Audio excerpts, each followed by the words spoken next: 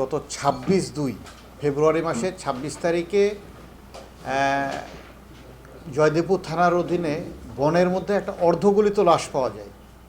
এই অর্ধগলিত লাশটা পাওয়ার পরে তখন আমরা আমাদের টিম জেলা পুলিশের জয়দেবপুর থানার একটা চৌকস টিম ওইখানে অভিযানে নামে।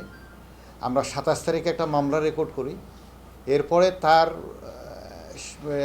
পরিহিত বস্ত্র দেখে তার বাবা নুরুল ইসলাম শনাক্ত করে যে এটা আমার ছেলে আব্দুর রহিম।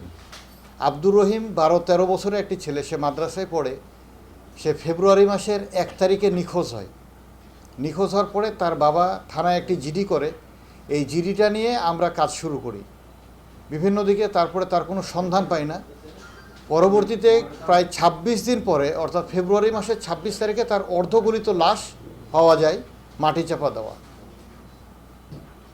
আমরা আমাদের চৌকস টিম অভিযানে নামার পরে আমরা সন্দেহভাজন হিসেবে তার ভাইকে প্রথমে গ্রেপ্তার করি। তার ভাইয়ের স্বীকারোক্তিমূলক জবানবন্দিতে আরও দুজনকে আমরা গ্রেফতার করি এবং এই ক্লুলেস মার্ডারের রহস্য উদ্ঘাটিত হয়। তার ভাই বিজ্ঞ আদালতে ১৬৪ ধারায় ঘটনার সহিত জড়িত মর্মে স্বীকারোক্তি প্রদান করে।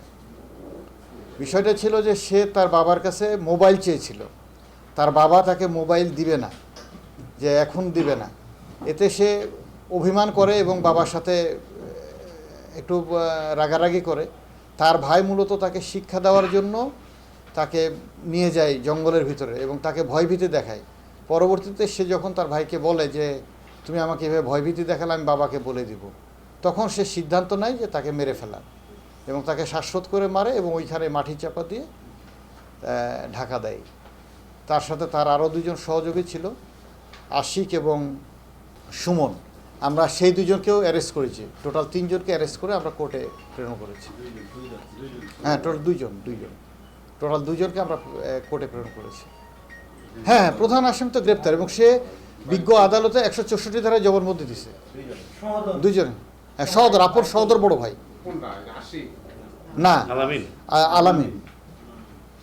আগে তো আমরা সন্দেহ করি না, যখন তার লাশটা পাওয়া গেল এবং তার পরিধেয় বস্ত্র থেকে তার বাবা তাকে শনাক্ত করলো, তখন আমরা অভিযান নামলাম যে কেন, সে তো ১২-১৩ বছর একটা ছেলে, মাদ্রাসায় পড়ে, ক্লাস 6-এ।